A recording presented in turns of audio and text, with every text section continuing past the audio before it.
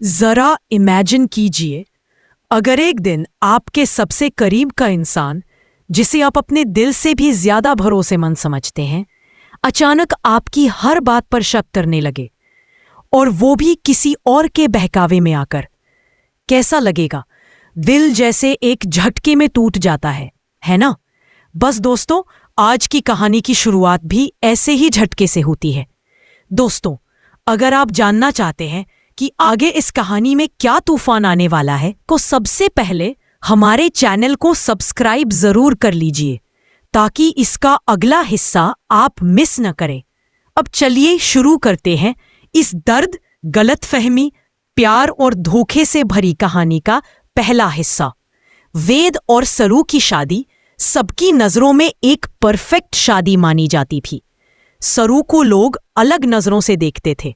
साफ दिल वाली, नरम स्वभाव की, सबको जोड़कर रखने वाली। वेद को भी शुरू में सरू में कुछ ऐसा ही मासूमियत और सच्चाई दिखी थी। लेकिन कहते हैं ना, कुछ लोगों को खुशियां मंजूर नहीं होती। घर में ही एक ऐसी शख्सियत थी जो बाहर से तो मोहब्बत का नाटक करती थी, पर अंदर ही अंदर सरू की खुशियों को तोड़ने पर तुली हुई थी। तारा, जहां गलती होती ही नहीं। और इस शक को हवा देने का काम किसी ने नहीं, बल्कि हालात ने खुद किया। एक दिन तारा ने मौका देखकर वेद के कान में सरू के खिलाफ जहर भरना शुरू किया। वेद, तुम बहुत भोले हो, तारा ने गहरी सांस लेकर कहा। तुम सरू को समझ ही नहीं पाए। शादी से पहले वो ठीक थी, पर शादी के बाद से वो बदल गई है। वेद पहले तो हैरान हुआ। मॉम, मुझे यकीन नहीं हो रहा कि सरू ऐसा कर सकती है। वो तो बाकी लड़कियों से अलग थी, इतना सीधा दिल। यह कहते हुए वेद की आंखों में सच्चा भरोसा साफ दिखाई दे रहा था। लेकिन तारा वही नहीं रुकी। उसने रोना शुरू कर दिया, जैसे सरू ने उस पर कोई बड़ा जुल्म कर दिया हो। उसके आंसू देखकर वेद का दिल पसीज गया। हर बेटा अपनी मां को रोता नहीं देख सकता, और वेद भी उनमें से था। वो गुस्से में लाल होकर सरू के पास पहुंचा। सरू, उसकी आवाज में इतनी कठोरता थी कि सरू चौंक गई। तुमने मेरी मां को परेशान करके बहुत गलत किया है। मुझे शर्म आ रही है कि तुमने ऐसा किया। सरू ने धीरे से कहा। वेद सा, आप सच देखने की बजाय अपनी मां की गलतियों पर पर्दा डाल रहे हैं। मैं कितनी बार कहूं कि मैंने कुछ। बस सरू, अगर तुम्हें इस घर में रहना है तो तुम्हें मॉम से माफी मांगनी होगी। सरू की आंखें भर आईं। मैंने कुछ किया ही नहीं, फिर मैं क्यों माफी मांगूं? स्थिति इतनी बिगड़ चुकी थी कि अब समझाना मुश्किल था। सरू ने घर छोड़ने से इनकार किया, और माफी मांगने से भी। उसी समय तारा वहां आई, हाथ में एक फाइल, डिवोर्स पेपर। वो वेद के हाथ में कागज रखकर बोली, अगर ये मुझसे माफी नहीं मांगेगी तो इससे बोलो कि ये पेपर पर साइन कर दे। वेद ने भी बिना एक पल सोचे वही कठोर बात दोहरा दी। सरू, या तो माफी मांगो या फिर इन डिवोर्स पेपर पर साइन कर दो। फैसला तुम्हारे हाथ में है। सरू का दिल जैसे रुक गया। वेद सा, आप मुझे डिवोर्स पेपर पर साइन करने को कह रहे हैं? उसकी आवाज टूटती जा रही थी। वेद ने कहा, हाँ, क्योंकि तुमने मेरी मां का अपमान किया है। यह सुनकर तारा के चेहरे पर विजयी मुस्कान फैल गई। उसके मन में जैसे आतिशबाजी फूट रही थी। आखिर उसकी चाल काम कर ही गई। वो अंदर ही अंदर यही चाहती थी कि सरू और वेद अलग हो जाए, ताकि वो फिर से वेद को अपने नियंत्रण में ले सके। दोस्तों, आपको क्या लगता है? क्या वेद? दुख की बात यह थी कि उसने फैसला सुनाने में एक पल भी नहीं लगाया। वो फैसला जो उनके रिश्ते को खत्म कर सकता था। दूसरी तरफ तारा अपनी जीत का जश्न मनाने में व्यस्त थी। उसे पूरा भरोसा था कि सरू ये अपमान सह नहीं पाएगी और खुद ही तलाक के पेपर पर साइन कर देगी। तारा चाहती थी कि वेद उसकी बातों पर आंख मूंद कर भरोसा करे, और वो खो भी रहा था। दोस्तों, अगर आप यहां तक कहानी पढ़ चुके हैं तो जरा एक बार फिर वीडियो को लाइक कर दीजिए और चैनल को सब्सक्राइब करना मत भूलिए, क्योंकि इस कहानी का असली मोड़ अभी बाकी है। लेकिन कहानी के इस मोड़ पर सरू क्या करेगी? क्या वो घर छोड़ देगी? क्या वो तलाक के पेपर पर साइन करेगी? या क्या वो अपनी सच को साबित करने के लिए लड़ाई लड़ेगी? आगे बढ़ने से पहले दोस्तों, आपसे एक छोटी सी गुजारिश। अगर आप चाहते हैं कि सरू की सच्चाई सामने आए और वेद अपनी गलती समझे तो कमेंट में सच की जीत होगी लिखकर हमारा साथ दीजिए। अब वापस कहानी में चलते हैं। सरू कमरे में अकेली बैठी थी, हाथ कांप रहे थे, आंखें नम थी। वो सोच रही थी, क्या सच में उसकी शादी इतनी कमजोर थी? क्या वेद उसे इतना भी नहीं जानता? लेकिन अगले ही पल सरू ने अपनी आंखें पोंछी। वो टूटने वालों में से नहीं थी। वो जानती थी कि उसने कोई गलती नहीं की, किसी की चाल उसके सच को बदल नहीं सकती थी। लेकिन दर्द वो तो था, इतना कि उसके दिल पर जैसे हजारों निशान पड़ गए हो। उधर वेद अपने कमरे में बेचैन था। उसे भी यकीन नहीं हो रहा था कि वो अपनी पत्नी से ऐसी बात कह आया है, पर तारा के आंसू उसके सामने घूम जाते और वो फिर खुद को गलत नहीं मानता। दोस्तों, रिश्तों की सबसे बड़ी दुश्मन क्या होती है? गलतफहमी। और यहाँ तो गलतफहमी को किसी ने जानबूझकर पैदा किया था। अगर आपका भी मानना है कि प्यार में भरोसा सबसे जरूरी है तो वीडियो को एक लाइक जरूर दें। वेद और सरू के बीच अब दीवार खड़ी हो चुकी थी, गलतफहमी की दीवार, और हर बीतता पल उन्हें और दूर कर रहा था। कहानी के आगे के हिस्से में बहुत बड़ा धमाका होने वाला है, लेकिन उससे पहले अगर आप चाहते हैं कि अगला हिस्सा आपको सबसे पहले मिले तो चैनल को सब्सक्राइब जरूर करें। कहानी का दूसरा हिस्सा वहीं से शुरू होता है जहां सब कुछ एकदम गहरे अंधेरे में डूबता दिख रहा था। सरू अपने कमरे में बैठी थी, लेकिन अगले ही पल सरू ने अपनी आंखें पोंछी। वो टूटने वालों में से नहीं थी। वो जानती थी कि उसने कोई गलती नहीं की, किसी की चाल उसके सच को बदल नहीं सकती थी। लेकिन दर्द वो तो था, इतना कि उसके दिल पर जैसे हजारों निशान पड़ गए हो। उधर वेद अपने कमरे में बेचैन था। उसे भी यकीन नहीं हो रहा था कि वो अपनी पत्नी से ऐसी बात कह आया है, पर तारा के आंसू उसके सामने घूम जाते और वो फिर खुद को गलत नहीं मानता। दोस्तों, रिश्तों की सबसे बड़ी दुश्मन क्या होती है? गलतफहमी। और यहाँ तो गलतफहमी को किसी ने जानबूझकर पैदा किया था। अगर आपका भी मानना है कि प्यार में भरोसा सबसे ज़रूरी है तो वीडियो को एक लाइक ज़रूर दें। वेद और सरू के बीच अब दीवार खड़ी हो चुकी थी, एक गलतफहमी की दीवार, और हर बीतता पल उन्हें और दूर कर रहा था।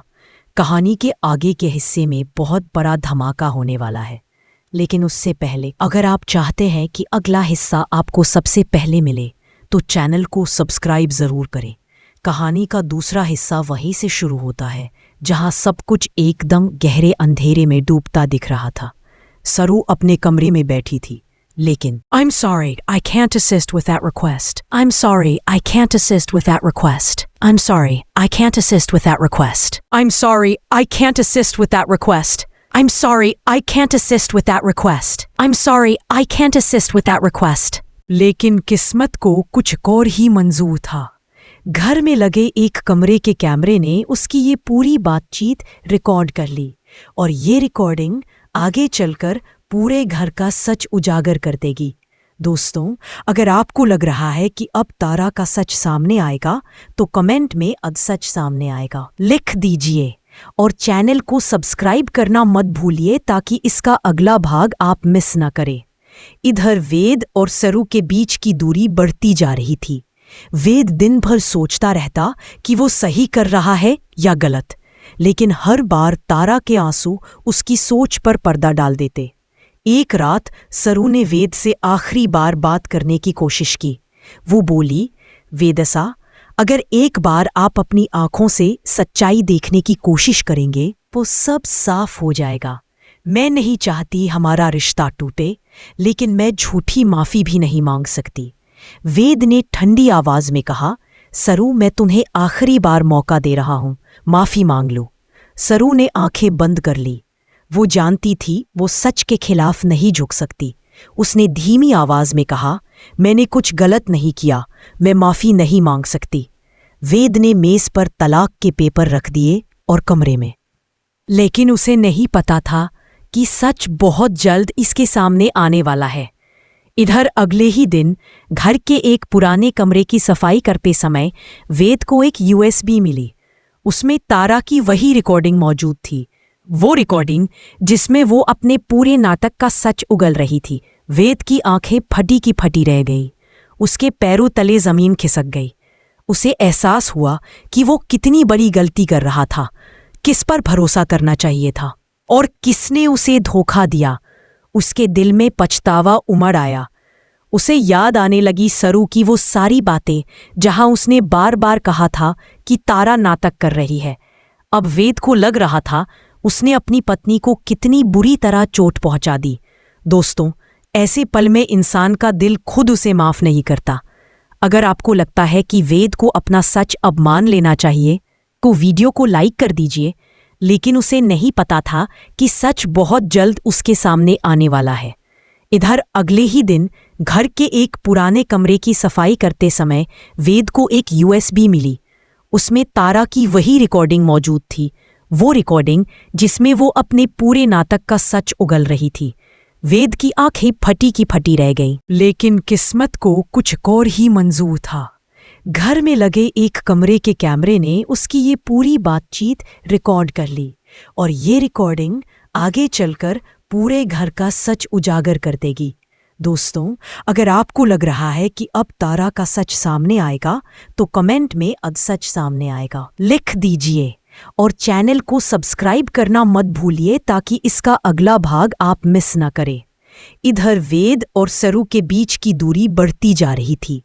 वेद दिन भर सोचता रहता कि वो सही कर रहा है या गलत, लेकिन हर बार तारा के आंसू उसकी सोच पर पर्दा डाल देते।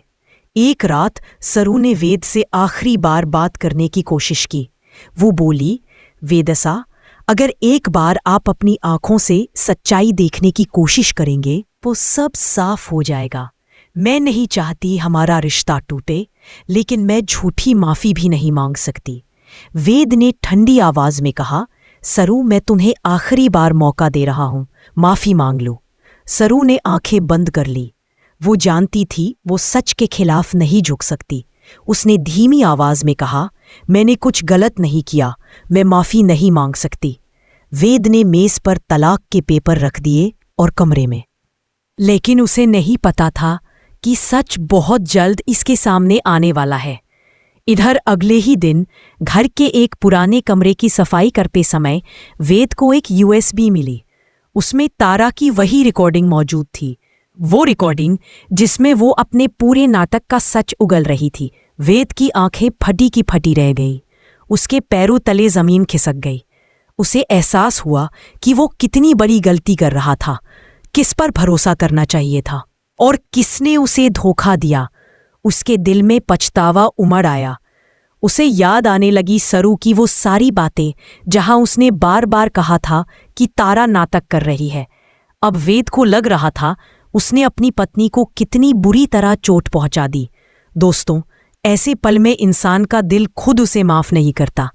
अगर आपको लगता है कि वेद को अपना सच अब मान लेना चाहिए तो वीडियो को लाइक कर दीजिए, लेकिन उसे नहीं पता था कि सच बहुत जल्द उसके सामने आने वाला है। इधर अगले ही दिन घर के एक पुराने कमरे की सफाई करते समय वेद को एक यूएसबी मिली।